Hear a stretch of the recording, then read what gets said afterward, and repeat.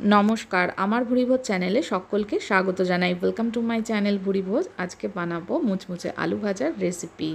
তার জন্য এখানে আলুর খোসা ছাড়িয়ে এইভাবে লম্বা করে কেটে নিয়েছি। এবার জল দিয়ে 2-3 বার ভালো করে ধুয়ে নেব।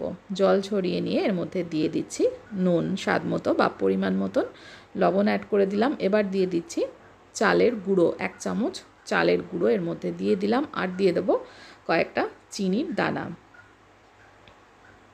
এবার সমস্ত কিছু ভালো করে মিক্সড করে নেব। এটার মধ্যে কিন্তু হলুদ দেবো না, হলুদ ছাড়াই আলু ভাজাটা তৈরি করব। এবার ভালো করে এটা মিক্সড করে নিয়েছি। চালের গুঁড়ো দিলে কিন্তু আলু ভাজাটা খেতেও যেরকম সুস্বাদু লাগে আর মুচমুচেও হয়। এবার এর মধ্যে কড়াইতে তেলটা গরম করে নিয়ে এর মধ্যে কয়েকটা জিরে দিয়ে দিলাম, সাদা জিরে ফোড়নে দিয়ে দিলাম। জিরেটাকে অল্প ভেজে নেবো, একদম কালো করে কিন্তু ভাজবো না, হালকা ভেজে নেব।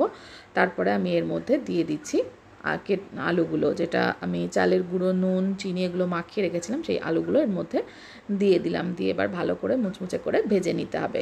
আলু ভাজার সময় এর মধ্যে 2 পিঞ্চের মতন হিং অ্যাড করে দিলাম। হিংটা দেওয়ার পরে ভালো করে একটু মিশিয়ে নিচ্ছি।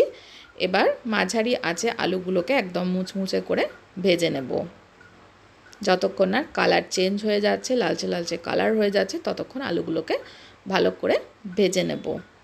এবার আমি এতে দিয়ে দেব কাঁচা লঙ্কা, চেরা কাঁচা লঙ্কা এইভাবে চিড়ে নিয়েছি, এটাও দিয়ে দিচ্ছি আলু ভাজার সঙ্গে। কাঁচা লঙ্কাটাও ভেজে নেব, তাহলে খেতে অনেক বেশি সুস্বাদু লাগবে।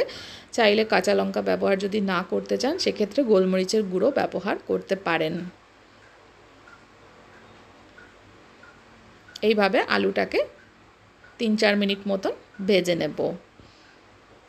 দেখুন এটার কালার চেঞ্জ হয়ে এসছে। এবার এটা তেল থেকে তুলে সার্ভ করে দেব গরম গরম ভাতের সঙ্গে, ঘিয়ের সঙ্গে কিন্তু অসাধারণ লাগে এই আলু ভাজা। একবার বানালে কিন্তু এইভাবেই বারবার বানাতে ইচ্ছে করবে। তাছাড়া মুগ ডাল ভাতের সঙ্গেও ভীষণ ভাল লাগে, এমনিও খেতে অসাধারণ লাগে। রেসিপিটা ভালো লাগলে আমার চ্যানেলটা যারা এখনও সাবস্ক্রাইব করেননি তাদেরকে অনুরোধ করব সাবস্ক্রাইব করে নেওয়ার জন্য। মুচমুচে আলু ভাজা একদম রেডি গরম গরম ভাতের সাথে খাওয়ার জন্য।